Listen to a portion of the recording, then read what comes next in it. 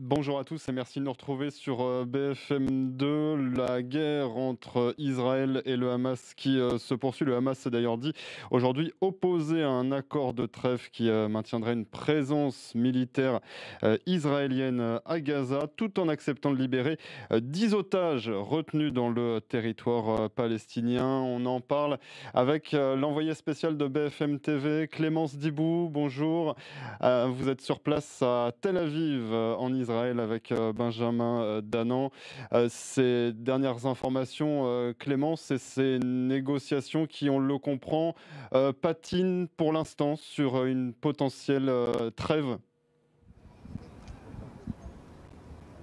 Oui, la seule avancée tangible, on va dire, c'est le Hamas qui annonce aujourd'hui être d'accord avec la libération de 10 otages lors de cette trêve du cessez-le-feu. On estime, sur les 49 otages qui sont encore dans la bande de Gaza, qu'il y en a encore une vingtaine vivants. Alors forcément, 10 otages, c'est la moitié de ceux qui restent encore en vie. Et au niveau des familles d'otages, c'est pas forcément évident à vivre parce qu'il reste très souvent des jeunes hommes en bonne santé quand ils ont été enlevés, quand ils ont été kidnappés. Comment va être sélectionné, je mets des guillemets, les 10 personnes qui vont pouvoir sortir vivantes? C'est les questions que se posent les familles d'otages. On est avec Ménaché, par exemple. Ménaché, il est francophone, c'est son petit cousin qui était à Nova, un des DJ de Nova. Et vous nous dites, oui, c'est bien un cessez-le-feu parce que plus d'otages vont sortir, mieux ce sera. Mais comment on va décider qui va sortir, qui va pas sortir, ça vous satisfait pas forcément, quoi. Parce que nous ont dit, c'est sûr que des parents avec des enfants, ils doivent sortir les premiers. Ce qui est le cas de votre petit cousin. Ah oui, c'est mon petit cousin, oui, c'est à cause de lui. Mais nous, on veut tous à la fois, la libération de tous les otages qui sont à Gaza, une seule fois. Mais c'est, comme on dit, c'est le gouvernement qui décide pour nous, pour rester dans le gouvernement, pour ne pas faire les votes. 10 otages, c'est mieux que rien, mais les 20, ce serait mieux. C'est ce que vous diriez à Benyamin Netanyahou? Bien, mais il y a des parents qui sont encore, ceux-là qui ne sortent pas de Gaza, leurs parents ils sont très inquiets. Pourquoi ceux-là oui et les autres non? C'est ça le problème. C'est quoi votre état d'esprit ici, place des otages? Vous me dites que vous êtes là depuis le début, pendant longtemps, vous avez dormi là? Depuis le 8 octobre 2023, j'étais ici, j'étais sur place, j'ai dormi pendant 1 an. Et 1 mois, j'ai dormi dans une grande tente. Et votre morale? La morale, j'ai de la morale, j'ai de la force. Mais la morale, il est en baisse tout le temps. En baisse. Et d'ailleurs, pour revenir sur une autre famille d'otages à qui on parlait tout à l'heure, on parlait avec Danny Miran, c'est le papa d'un des otages qui est encore dans la bande de Gaza. Il disait qu'il est désormais grand-père.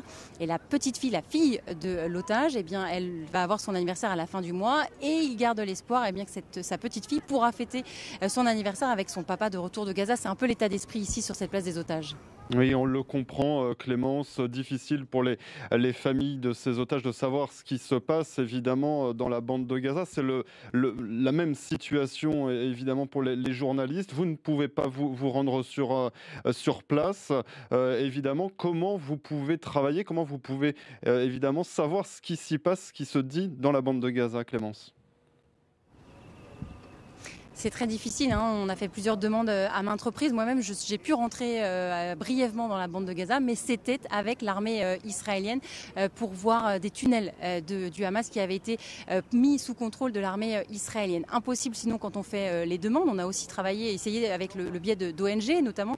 Encore en janvier, il y avait une ONG israélienne qui a fait les demandes pour rentrer dans la bande de Gaza. Ça ne posait pas de problème au niveau de l'administration palestinienne, mais elle nous a bien confirmé que c'est l'armée israélienne qui bloquait les entrées des ONG parfois et des journalistes très souvent. Alors comment on travaille? On a des vidéos que l'on reçoit. Il y a des journalistes sur place, des journalistes palestiniens qui envoient des images, qui envoient des informations. On a des contacts aussi très régulièrement, par exemple avec des médecins, beaucoup qui nous font des retours. Alors ce n'est pas complètement satisfaisant, mais effectivement c'est désormais notre façon de travailler sur place. Et puis on a aussi des retours des ONG. C'est très important, par exemple pour les ONG françaises, Médecins du Monde, Médecins sans frontières, Oxfam par exemple, qui nous font parvenir très souvent des vidéos ou des chiffres. Dernier chiffre en date, Médecins sans frontières estime que environ la moitié des victimes dans la bande de Gaza sont des enfants. Ce sont des chiffres très précieux que l'on peut nous relayer en citant nos sources.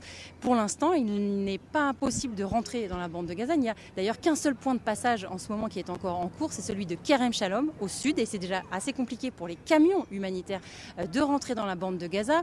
On est allé voir sur place, il faut décharger la marchandise à l'arrivée, elle est ensuite contrôlée, fouillée par l'armée israélienne avant d'être remise dans le camion, puis ensuite être acheminée dans la bande de Gaza. Pour l'instant, à court terme, il n'y a pas de velléité d'ouvrir cette enclave et donc il est difficile de savoir ce qui s'y passe, même si on reçoit des images assez régulièrement de journalistes fiables et d'agences, notamment Reuters, AP ou l'AFP, dans cette enclave palestinienne. Et depuis Tel Aviv, notamment où vous vous trouvez, Clémence, est-ce que vous pouvez travailler librement, sans contrainte, interroger les personnes que vous souhaitez? Oui, il n'y a pas de contraintes particulières quand on travaille avec l'armée. Évidemment, il faut avoir des accès et des accréditations. C'est un peu comme beaucoup d'armées dans le monde, on va dire. Alors, il y a des pressions quand même de l'extrême droite à la marge, il faut le dire. Par exemple, Itamar Ben-Gvir a demandé l'arrêt de certaines chaînes arabes, notamment Al Jazeera en Israël. Et puis, c'est vrai qu'il y avait eu quelques incidents au moment de la guerre Iran-Israël où on avait demandé à des journalistes étrangers de montrer leur carte d'identité. On n'avait pas demandé la même chose aux journalistes israéliens. Et puis il y avait une enquête très intéressante du journal de gauche Haaretz qui expliquait qu'en fait les journalistes israéliens arabes avaient l'impression qu'on leur demandait beaucoup plus leur carte de presse qu'aux autres journalistes israéliens pour des suspicions par exemple, et que donc ils travaillaient dans un relatif climat très compliqué. Ce sont aussi des informations à la marge dans cette façon de travailler et de couvrir ce conflit d'une façon générale. Et en tant que média français, tout se passe bien, Clémence? Mais souvent, en fait, on se fait arrêter dans la rue par des passants qui nous demandent de quelle nationalité on est et quel avis on a sur le conflit. Parce que Israël le sait, que le monde entier regarde ce qui se passe en ce moment dans le pays. Il y a des médias du monde entier et ils ont parfois l'impression qu'on ne relaie pas forcément ce qu'ils pensent réellement.